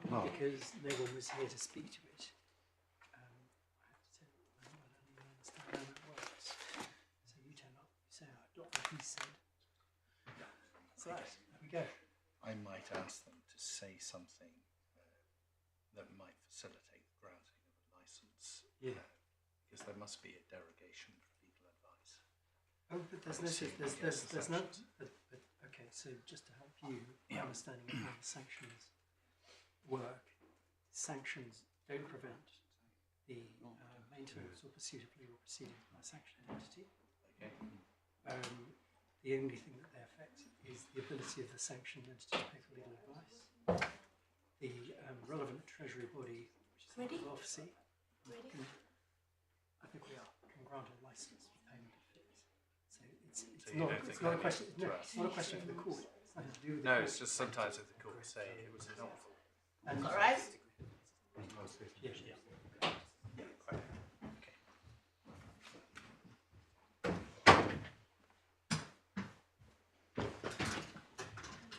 Mr. Hicks. Well, thank you.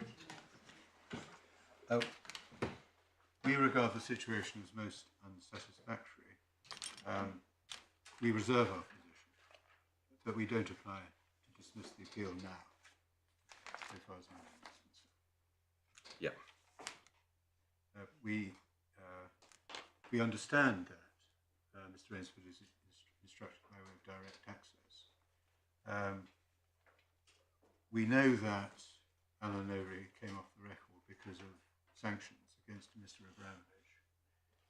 And obviously it's for primarily for Mr. Rainsford to satisfy himself that there is no breach of sanctions. I mean, I don't myself know the precise basis on which Alan Dovery came off the record. I haven't seen the decision relating to that. Of course, city solicitors may have concerns not merely as to whether any payment of money is affected by sanctions, but as to reputational questions. Yes. And in terms of the sanctions regime, while I can't claim great familiarity with that either, as I understand it, it's possible to obtain licenses for certain purposes, and that may be in play. Well, we assume the license has been obtained. Well, it may be the other way round, that should Mr. Rainsford wish to be paid, there would be a need for a license. I don't know. I just don't know. Mr. Rainsford is here, and is here on behalf of Minden. It's a bit cute your side, having said that your client's position remains that if Minden's appeal is to be maintained, an authorised representative of Minden will need to make an appearance before this court. Well, one seems to have appeared, and now you complain. We're not complaining. We're certainly not complaining. I don't think I've complained. Sorry, so I don't know if there's anything else you want to say. Simply that I won't be accepting fees unless Minden obtain a licence. Yes, I see. Thank you very much. So, unless there's anything else, that concludes this hearing. You won't be surprised to know that we will be reserving our judgments. In accordance with current practice, I would expect the judgments to be delivered remotely rather than in a courtroom, but even supposing that the hand down were in a courtroom, there would of course be no need for anyone to attend. As again you'll know, you will be provided with the judgments in draft for you to correct our typing and English, but not to re-argue the case. And we would hope that you would be able to agree an order dealing with consequential matters, but supposing, as may well be the case, that there are points on which you do not agree, we'd be grateful for brief written submissions on those points, and we would expect to determine them in the order that we make. I say, to reflect what we said earlier, of course, that supposing that the answer in the end were at neither extreme, then there might anyway need to be a further hearing to deal with the question of whether a buyout order was appropriate, but that's not something to be determined now. Anything else that anybody needs to raise now? Could I raise the point that we did raise with Lord Justice Snowden when the appeal was taken out of the list in February, that there are, this is only liability. If the order stands, then the valuation will take place. It is still envisaged that the valuation can take place if judgment were delivered by, I think, the end of this term. The end of this. Oh yes, the trial is listed in February of next year. I see it. For the valuation. And I think an indication was given as to the likely date of delivery of judgment. No, not by the court. No, not by the court. I honestly didn't buy you. Honestly, I said nothing. I said nothing, honestly. I think all I said at the CMC is when you raised the same point. I mean, obviously, the court is aware that there is another hearing scheduled for next year for valuation, which will obviously have a lead up to it if a valuation is still required. And I'm sure that's all we need to say. I can do no more. I didn't honestly commit anybody to do that. If you have one less Lord Justice next year, you'll know exactly what's happened outside. That must be the cardinal sin. Yes. We take the point. Yeah, thank you. Thank you all very much then.